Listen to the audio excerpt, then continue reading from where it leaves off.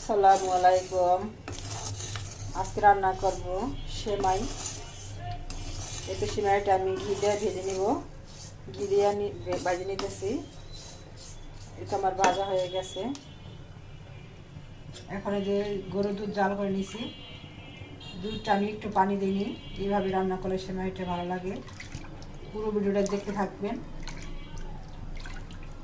ফুটে উঠেছে, একটা তেজপাতা, দুইটা এলাচ দিয়ে দিছি, স্বাদ মতো একটু লবণ। এখন দিয়ে দেবো সেমাইগুলো।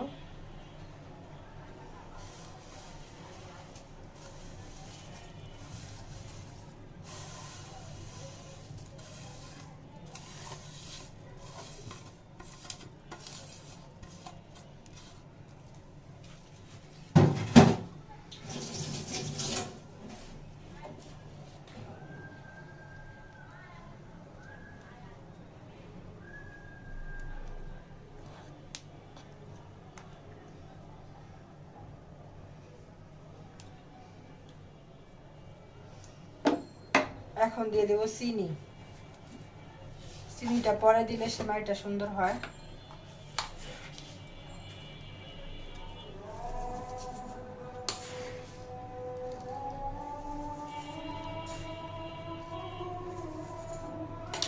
মিষ্টিটা আপনারা বুঝে দিবেন।